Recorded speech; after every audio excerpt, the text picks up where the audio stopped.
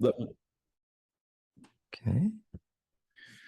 All right. Good morning, good afternoon, or good evening, everyone. I am extremely humbled, excited, grateful, and honored that we are joined, of course, with our great friend of the show at this point. I think it's safe to say he's become a great friend, Mr. Dan Winter, a good friend of the Generation Z show. Today, we will be looking at a couple of different things. I have some questions for Mr. Winter myself. But without further ado, Dan, how are you, sir? And the floor is yours.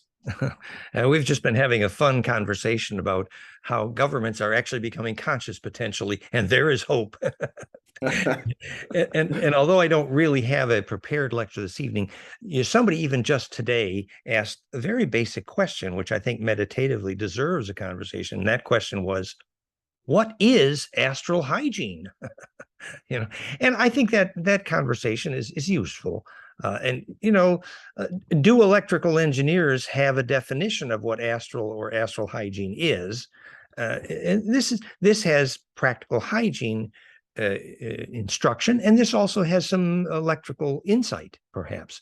So the term astral, in my view, is another of these rather vague terms used by sometimes New Age woo-woos, but it still has some meaning, which relates to the charge bubble compression effect of your aura and the way a part of that charge bubble is distributed more widely, which we now know is very much indicated by the physics of what's called longitudinal EMF interferometry, where remember we talked many times, the compression effect, if you have some bliss experience, or when Jean-Charles Moyen, as we measured just before his lucid dreams, became a Stargate portal and he was able to bilocate with witnesses, what happened was his brainwaves became massively coherent phase conjugate cascade from alpha to gamma.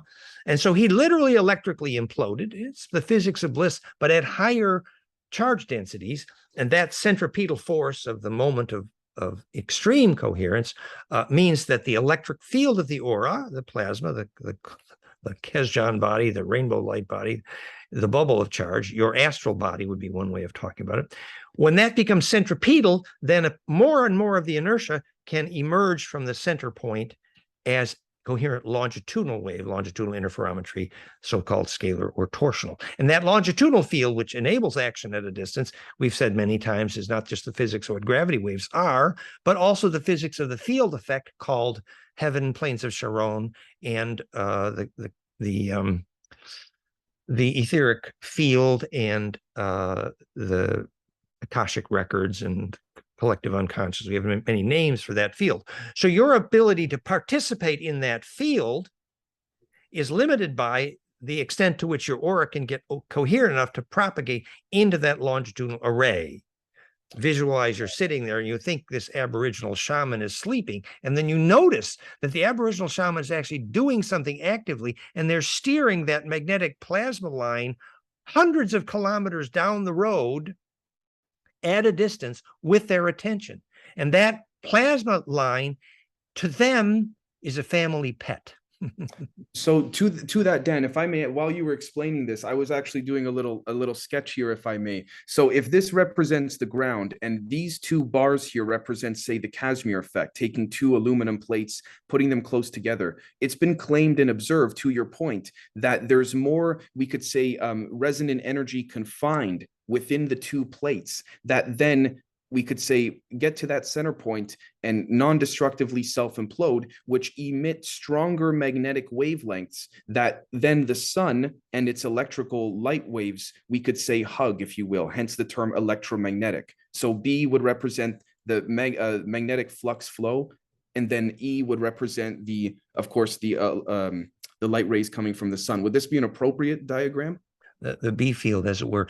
Actually, it's very useful because the Casimir, what you're calling the Casimir effect, is at one level creating a more perfect still point, where where the electrical compression becomes symmetrical enough that the compression can focus enough on that still point to then participate in a larger longitudinal array, basically finding the still point. Sometimes the lasers find the still point in phase conjugate optics at a fairly small, narrow optical bandwidth. But phase conjugate magnetics, we were just talking about earlier, which can create propulsion or healing, for example, it's a longer wave implosive still point, the reason the first nuclear device was named implosion. You had to create the perfect still point with all the compression waves arriving symmetrically at the same spot at the same time.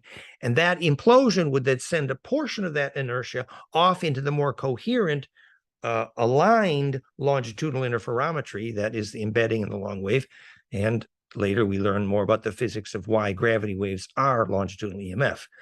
So, and that, which fits what we were starting to talk about. So now let's bring this back to astral hygiene. So when you begin to have a bliss experience or a coherent, a lucid dream experience, it means that your aura has gotten coherent enough. So getting the aura coherent is a pretty good title for the book about astral hygiene, actually. So basically, the plasma, which is the charge bubble of your aura, a cocoon, you could think of it as cold plasma, in the sense that it didn't take heat to create that aura. It took electrical order, implosive electrical order, actually. So there's cold fusion as well. Well, yeah, the idea of cold fusion is actually alchemic in the sense that if you didn't make implosion, the implosion, the fusion ain't cold. Right. The physics of alchemy is literally charge implosion. And the whole work that Elizabeth did on, it can predict the isotope transition frequency and temperature of every valuable isotope transition in the whole atomic table. That's another story, but it is the physics of cold fusion. The physics of alchemy is literally nothing other than non-destructive charge collapse implosion, which is the center point, which is the still point. If that still point has waves arriving with enough symmetry, then it can radiate, it can implode. And that symmetry is key. And now let's bring this back to our psychological discussion about astral hygiene. So now do you understand why people who are depressed or addicted or alcoholic get holes in their aura? Because the compression at center is no longer symmetric. They're not, the spirals, if you will, are not locking in. I did too much LSD, and then they checked with my GDV, and there's holes in my aura. Am I surprised? No. I see. Okay. Recreational drugs are recreational. Oops. If you make one part of the aura more, charge distributed with, psychoactive materials, and you don't end up with long wave symmetry, then you have holes in the aura. That's why we've always. Go ahead. Sorry. Right. Sorry. If I may, this is a terrible sketch, but the idea would be whether it's the chakras of the human body, it's rings, and they must be centered for that non-destructive, self-implosive, we could say, if you will, implosive still point. Right. Thank you so much. And so what's essentially happening is if someone is, whether they're not taking care of their shell, their body, their container, and even their spirit, no meditation or anything like this, what happens is any one of these just go off kilter. They become asymmetric, essentially, which is a simplification, but important to think about. So another practical example is, so then the point of astral hygiene is those holes in the aura are what enable the parasites to get you. Right. If your aura is very symmetric and has a smooth, solid shell, it's very coherent. It's much harder for those parasites to get you. It's very simple. That's why, if there's too many beer drinkers in the bar, you're going to have astral parasites all over the damn place.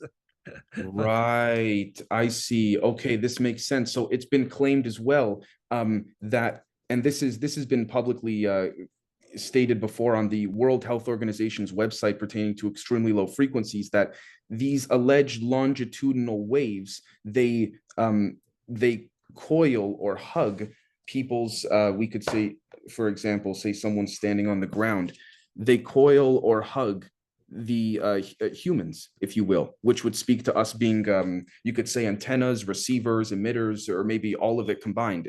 Would that speak to keeping a clean hygiene, if you will? Well, remember the old story that I was standing in the BO co-op and I got hot, so I took my shoes off and my sweaty feet touched the wooden floor. And at that instant, the people in front and behind me in line suddenly decided they needed to initiate a conversation with me. The reason was because I initiated a conversation with the array by wet feet touching earth or grounding.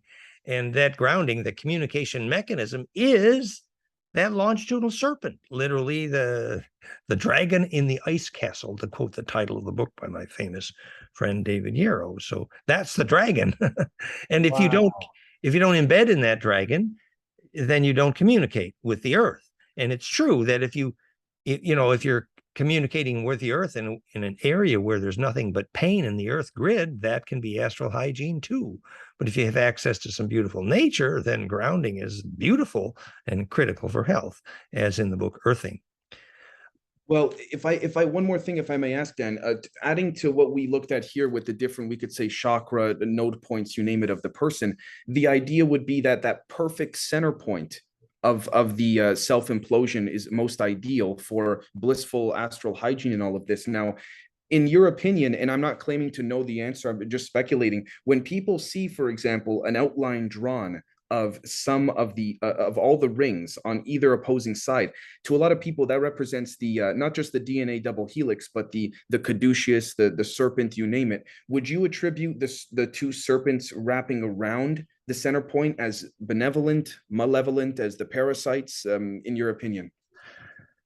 I would try. Obviously, the metaphor you describe of the caduceus up your chakras is beautiful because it's been used for thousands of years. So obviously, that's a useful metaphor. I would suggest, from an electrical biophysics point of view, to nail that down to something very concrete, to look at the proven biophysics of Kundalini, goldenmean.info/Kundalini. And in that case, we could actually map on the spirals up between the chakras the measured low frequency sacrocranial harmonics in the spine liquid pump, which are literally the physics of the mechanism by which the known microwave current going up the sushumna between the phonon component of the spine liquid pump, the known physics of the sacrocranial Kundalini. And by the way, if your spine liquid is pumping, it is clinically impossible to be depressed because something's arriving at the high brain, basically. So if you look at the physics of Kundalini, you get exactly what you're describing. And then you can see when you're using a 10-second breath and Right. very coherent brain waves, and there's more implosion, more and more implosion in that spine liquid pump, until the point at which it feels like there's a red hot poker going up your tailbone and out your crown chakra. 30 years, I can talk about this pretty personally, actually, of Kundalini. And what that is the local still point embedding with a longer wave. And are you saying, is that the good guy or the bad guy? Well, hello, it's both.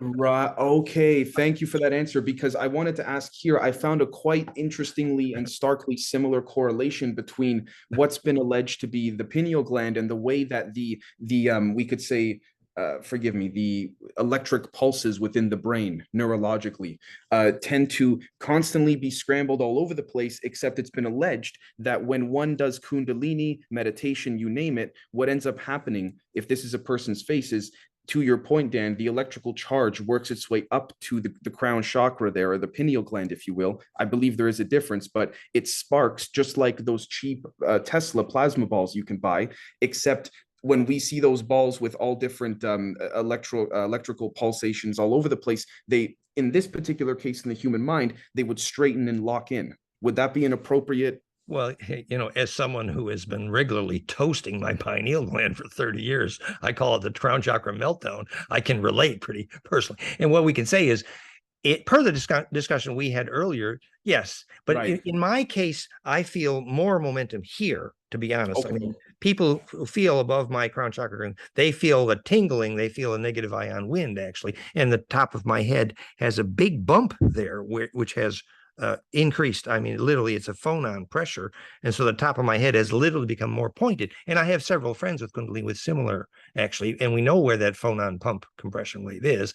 And that pineal is actually the high dielectric media within which the phase conjugation is enabled between the phonon cones of the ventricle horns becoming horny, which is actually crystallizing phonon of the conserved sexual juices, actually. So this is the focal point for the conjugation. Wow.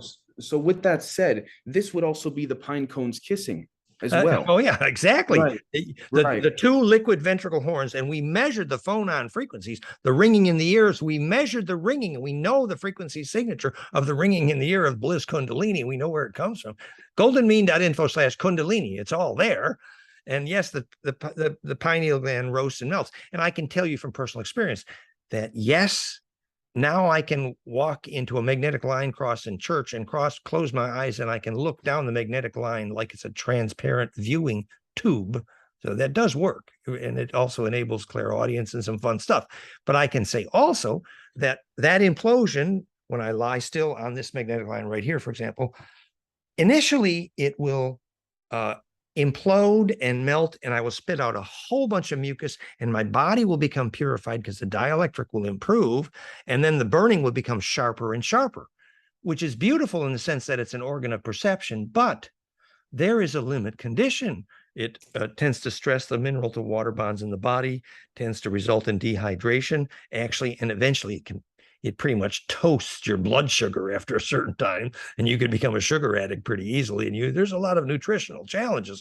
Trace mineral. So supporting intense Kundalini has very serious nutritional issues, and that's part of Astral Hygiene 101, actually. And with that said, Dan, would we be able to make a potential correlation here between forgive me to the audience, I didn't expect to do the visuals. You got me going in a good way, Dan. Between the kissing of the pine cones on the head here and the magnetic fluxes coming in and out of the head relative to the Casimir effect, it's the pine cones kissing. Same idea? Yes, it basically, as the phase conjugation gets more and more broad spectral due to how long wave is the symmetry of that convergence. So as longer and longer waves embed to that still point, and that's why we start with a very powerful Schumann cascade infrasound in the Flame and Sound BLISS binaural, flameandmind.com, which drives 5 of our technologies today, and a radical new upgrade to the Flame and Mind BLISS sound software is emerging this week, guys. It's incredible. We've got a new Schumann cascade, beautiful stuff. But yes, the low frequency cascade, that infrasound, is key. And when we add that, people feel grounded and they have their bliss experience. It's profoundly healing. It embeds the Schumann. You get DNA Earth Grid radio. Just to finish the point earlier in the conversation about, is that the good guy or the bad guy that you're feeling, poke through your spine like it's a bolt of lightning? Both and I say it's both. Well, what I mean is that you do not want to try sustaining Kundalini in a city. Often, actually, you need a pretty sustainable area of pristine nature in which to make Kundalini sustainable, because when you're having Kundalini, you're imploding your environment for better or for worse. When you're having bliss. So, yes, if you live in an aluminum square block building in the middle of geopath, maybe your bliss experiments should be short. Because don't try to sustain long-term bliss in the middle of a geopathic zone. You're imploding poison and your body ain't gonna do too well. So if I may, in a visual sense, this is probably not the best thing here, but imagine this going back to this low frequencies hug the people's ankles, according to the WHO documents. We see here, if these are buildings in a metropolitan city, you are basically pulling all of the energies from the people in those buildings. Yes. And in the short term, your bliss will help your environment become less geopathic. However, in the long term, your body's going to have to implode and do all that sorting. So your body ain't going to do too good if you try to do really long-term bliss in the middle of bad geopathics. You need to gradually what's called conditioning the space, which Keshe uses the word and Joe Cell uses that word. It means the longitudinal array becomes gradually larger and larger in its field of coherence, conditioning the space. And that is the area within which then implosion is possible. 0-point energy, bliss, et cetera, et cetera. So in practical terms, it means, yes, you can use your bliss process to purify a room where an argument happened. And, you want to do that once in a while, but don't expect to be purifying huge geopathic spaces regularly with your own aura until you gain a lot of inertia.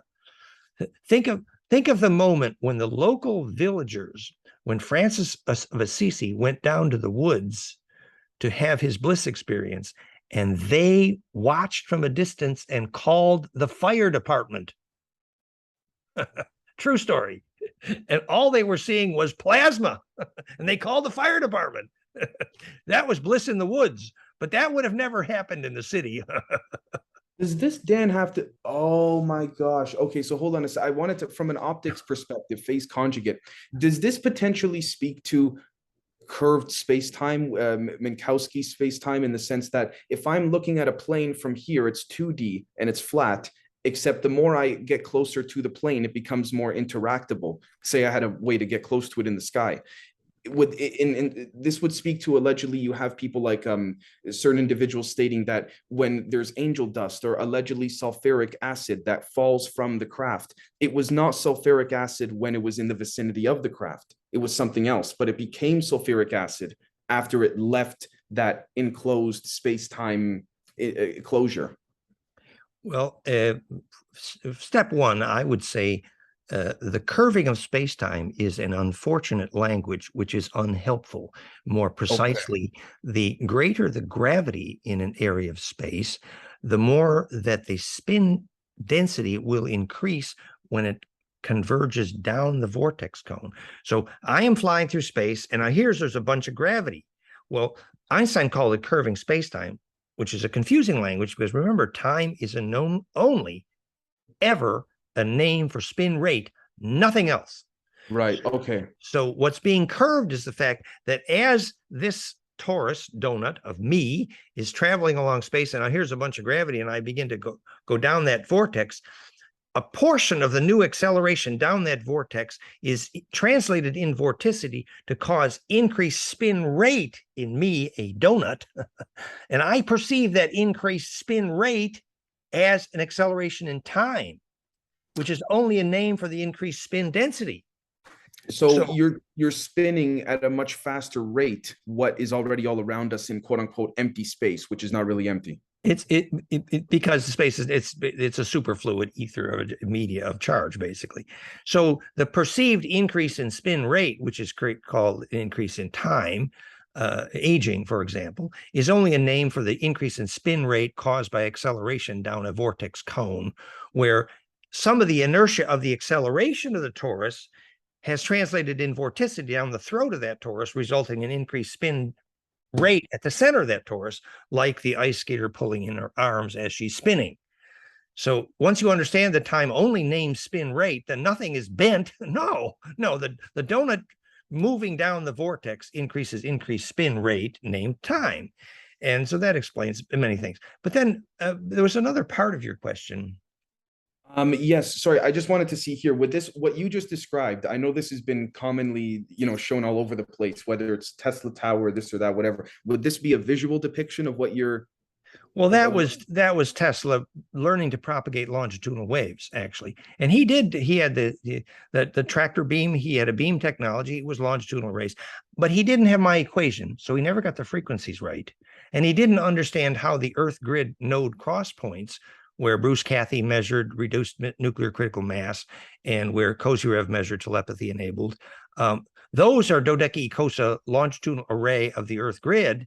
And those are the places you got to pick up, put the send and receive points, or it ain't efficient. And I'm convinced Tesla didn't understand the nodal array of longitudinal waves creating gravity. So he didn't get the locations right for the wireless power to distance, and nor did he get the frequency signature right. A 60 cycle was a huge mistake. It's not phase conjugate to Planck. So there was a few things. And people say, well, Dan Winter doesn't like Tesla. No, wrong.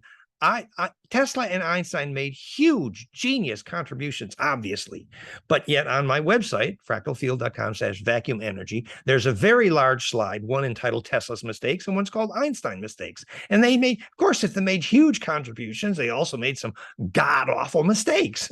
Like Einstein thought the speed of light was a speed limit. Wrong. He thought action at a distance is spooky. Wrong. So obviously it doesn't mean we didn't like these guys. We respect them, but we have to fix their mistakes.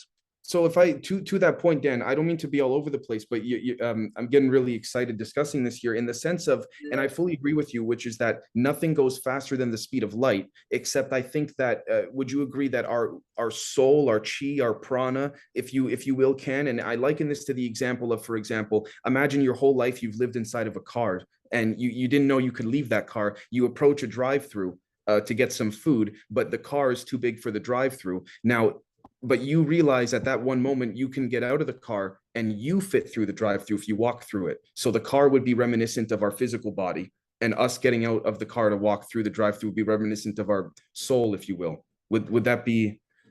Well, the metaphor was anything that cannot do implosive compression cannot do acceleration. So at the moment of death, if you're angry, you ain't going to make it to ancestor memory because you couldn't do compression well. And the same thing is true. You can't take your car with you through the Stargate because it doesn't have a dielectric constant that can do implosive compression, which is why the guns are going to melt at the time of the rapture.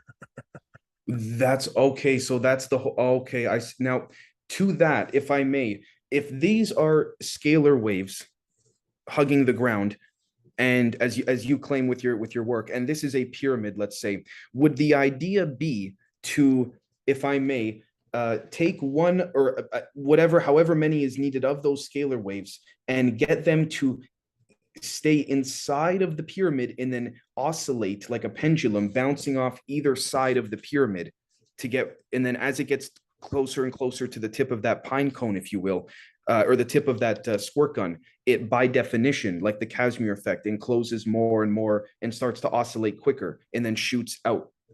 Would that be? That's a pretty good metaphor. That would explain in part why all the functional pyramids are at Earth grid Dodecki cross point nodes, and how then the pyramids were used for global wireless power, and why pyramids were called the Hummer.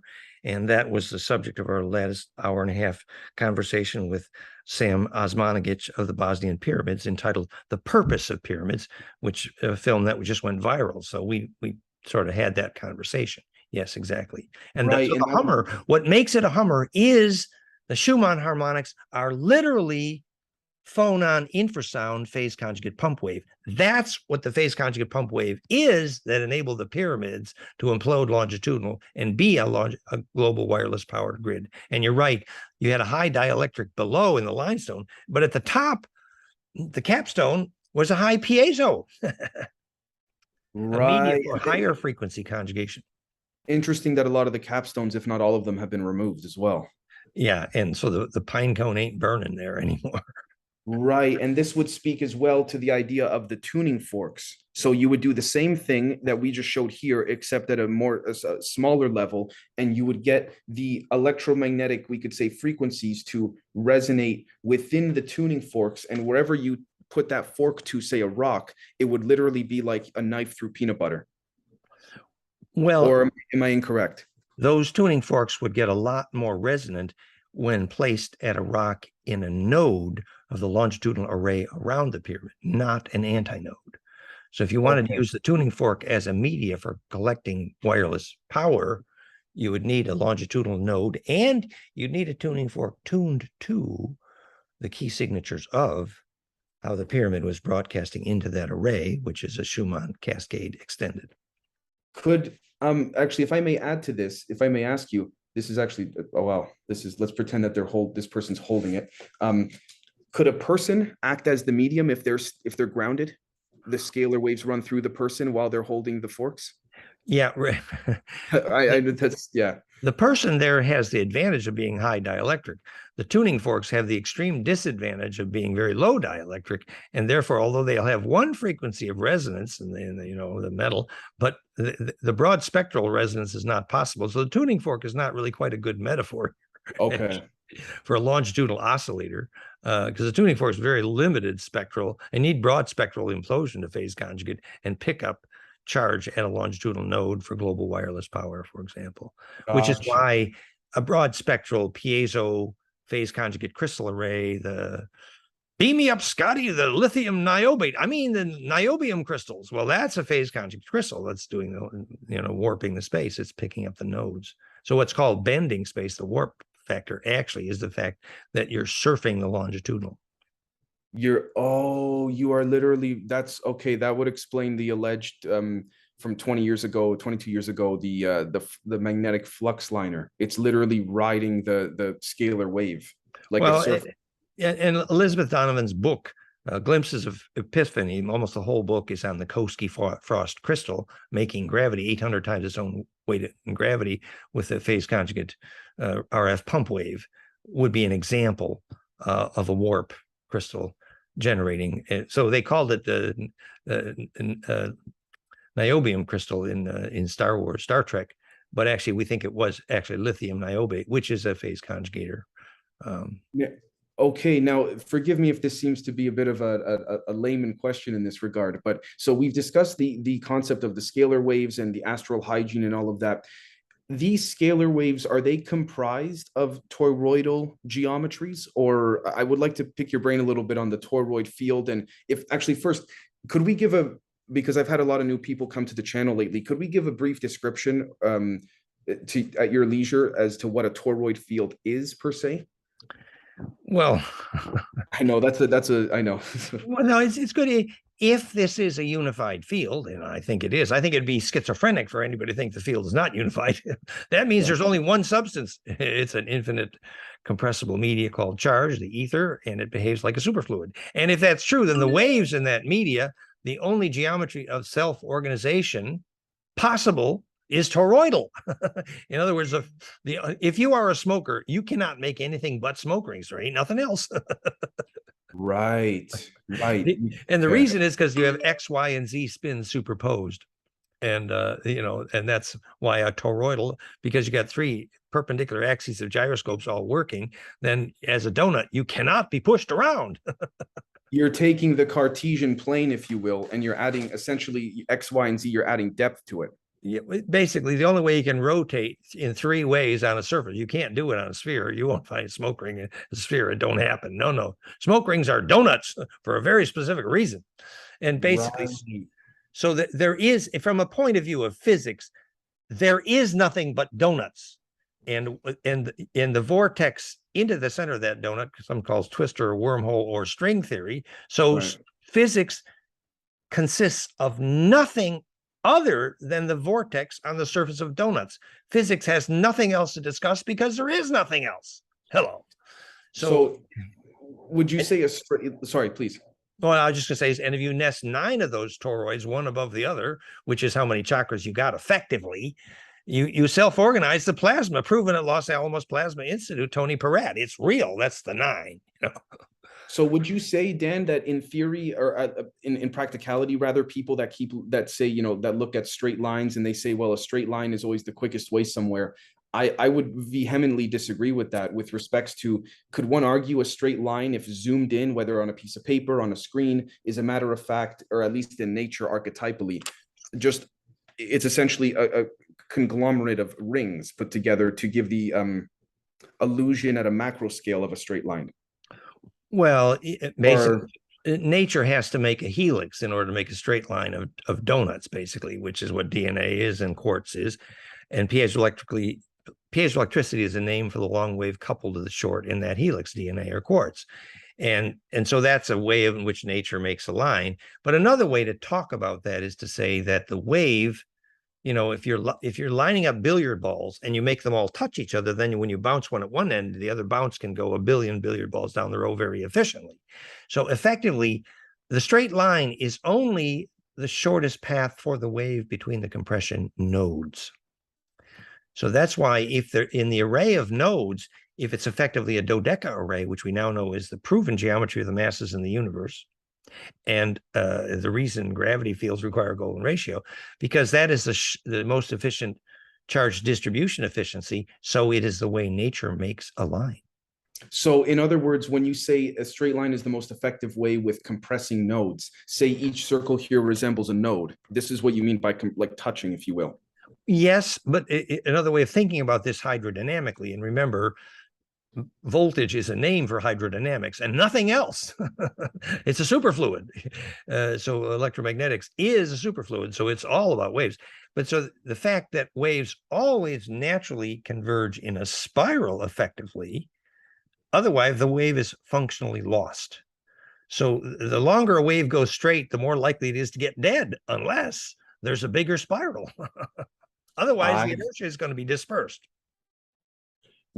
Okay, okay, I see what you're saying. So this would be the idea of a, we could say in electrical circuitry, and this is where this is your expert area of expertise, not mine.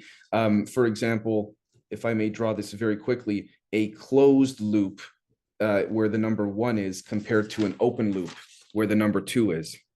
Well, yeah, and actually, a wave trying to go in a line is trying to make an open loop, and eventually its inertia is going to dissipate. It's going to get dead. Where if the wave goes in a spiral, eventually can add to its own spin, and that is called immortality. So for a wave, it don't want to get dead. So it's basically bigger and bigger spirals. And that's the way wave inertia is conserved, and therefore pattern density and ultimately mindfulness. And there seems to be some type of illusion given to us in society, whether deliberate or otherwise, that when we look at something, we are bigger than it, and it is smaller than us. But to me, in relative to what, right? That speaks to fractality. Are we zooming in, or are we larger, or are we neither? It's been proven on the logarithmic scale of the universe, the human is exactly halfway logarithmically between the smallest thing we have measured and the largest. And but what that essentially means at a deeper level is the fact that if the geometry of what comprises us is self-similar to what is both smaller and larger, then we can embed effectively and gain leverage on. So, for example, when the clairvoyants saw subatomic particles, the Anu, and they could communicate with them, the fractality enabled that charge connection, that coupling, and that the micropsi perception, the clairvoyance psi perception of quarks, Phillips, which became occult chemistry, Leadbeater and Besant, they had very detailed interactions with subatomic particles that predicted a lot of modern subatomic physics. It's proven. Well, that was fractality at work. And the same thing when Bentoff advanced Kundalini, he saw through the eye of the sun and the earth, and then he drew the metabolism of galaxies. That was fractality at work. So embeddability is the key to the leverage you have between the small and the large. So, what if I may ask one final thing here? When we speak on embeddability, I'm just going to, if I may, very quickly use this sheet of paper here. This idea that if we have within a system of something, for example, let's say this idea of embeddability would be sort of like overlaying, if you will, in open systems, Pac-Man's mouth, and this would be the idea of overlaying. Well, yeah, but I think if you drew golden spirals of a pentagram within the pentagram, it'd be even better metaphor. Right, right. Like the reason Earth's orbital time is golden ratio to Venus's orbital time, that enables coincidence, which is the physics of charge coupling, which is the physics, and that embeddability enables us to steer very big tornadoes, which is what we need to do if we're going to survive the solar wind right now. So I know this is not the best example, but if this were to be Earth in the center and there were some superstructure frequencies or something like this of some kind outside of Earth, the idea would be that if something were to come in, you want that embeddability that you speak on in order for it to pass through the other superstructures to get to Earth.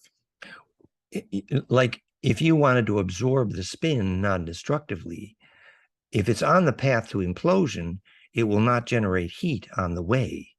And that's the point at which during your Kundalini, you're saying, oh, there's lightning going on my tailbone, but I'm relaxed and I'm enjoying, I'm enjoying the feeling of lightning going. Well, the moment you have the first hint of fear, you will generate heat and that's going to be destructive.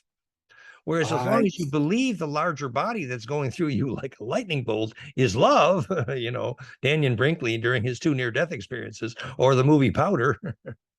Is this how and why a lot of people with poor astral hygienes tend to have a lot of self-doubt, because they allow the leakage of the parasites to come in and reinforce that potential belief, or message rather, of you're not strong enough or you're not this or that?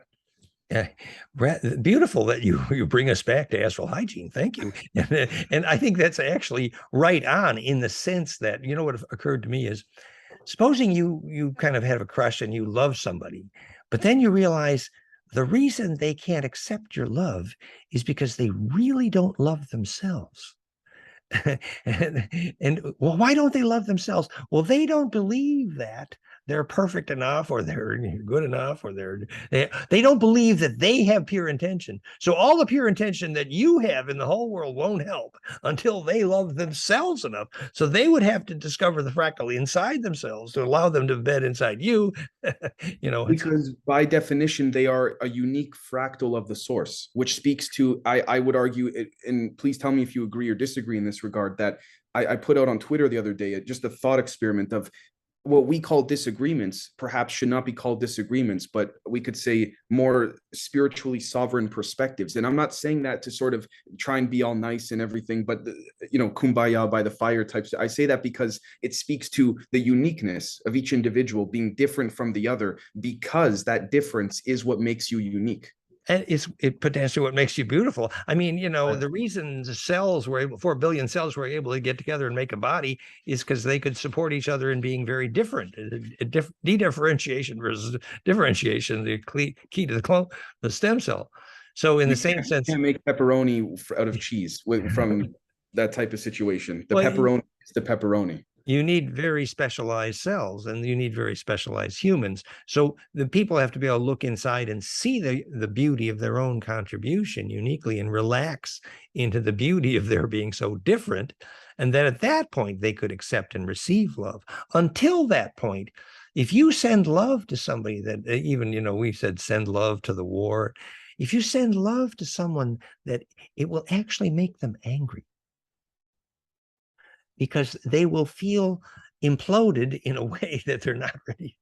You know, love is a name for the principle of embeddability, ultimately, which is simply compression success. So you try to squeeze someone, and you know, they're not ready for compression because they can't look inside themselves and see beauty yet.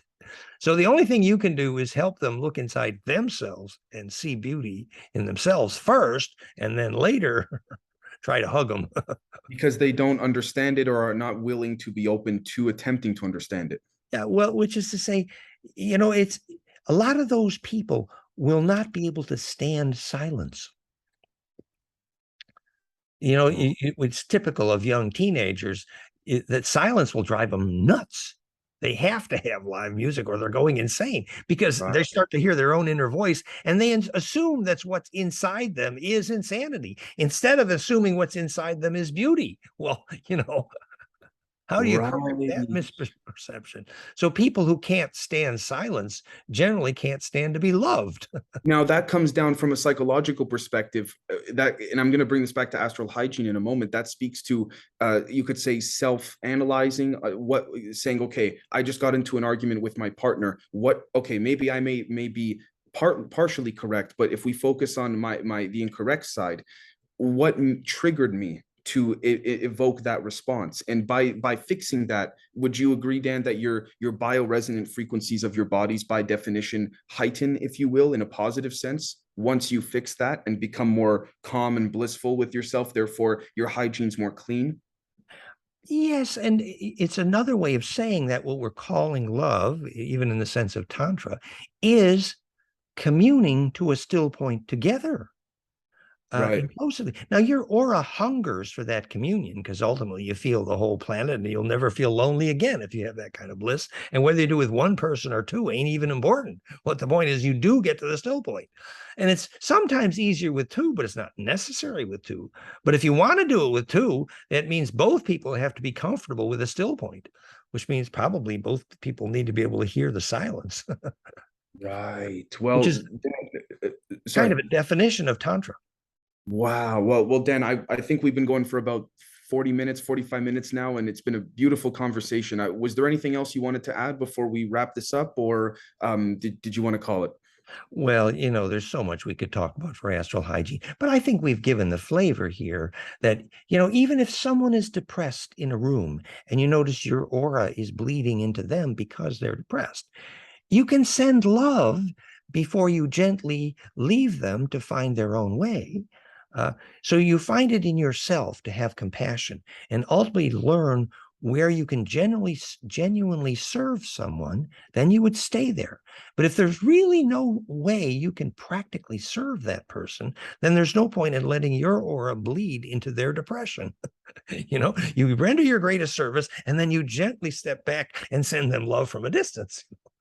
So Right. ultimately, compassion is the ability to bend, but it's also the very practical ability to recognize where is your highest level of service.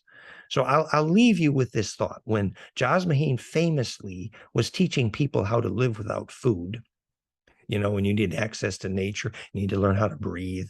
Basically, you're always imploding the charge of your environment. And gradually your body learns to implode capacitance, and you don't need food. And it is beautiful. It isn't necessary, but it's beautiful. It's a wonderful skill. But one of the primary techniques she recommended, which is beautiful, was for a major part of your day, in order to be imploding and therefore not need food, you need to believe that you yourself are doing your highest level of possible service inside. So whatever you believe inside yourself is your highest level of possible service will ultimately be your own path to bliss. So if you don't follow that, follow your bliss. So this is why when people say, for example, I'm going to use a very clumsy example probably, but when people say, oh, ghosts exist, or UFOs exist, or even for crying out loud, does Santa exist, so to speak, your belief by definition is that reality. Yeah, well, and so as your belief in how the most beautiful way you could possibly serve, as that evolves and you act on that, you get closer and closer to access to your own bliss. And that's a source of charge. And once you have your own source of bliss, no problem with parasites. End of Astral Hygiene lesson. Thank you very much. Wow. Well, Dan, thank you so very much. Is there anything that you wanted to bring up as to where your work could be found or anything like this before we go, just for people on my side? Yeah, we just made a new film on the future of electromagnetics, basically negentropy, for the big conference in Detroit this weekend, Buddy James, and that film will be released shortly. And our last film with Elena has been, has gone viral. It's wonderful on the meaning of Thoth and Hermes and the Caduceus. So thank you for your interest. And we're preparing all kinds of new fun stuff in our audio implosion software, Flame in Mind. So stay tuned. And thank you, Dan, for being there. Thank you, Dan. Thank you. We're having fun. Blessings. See you.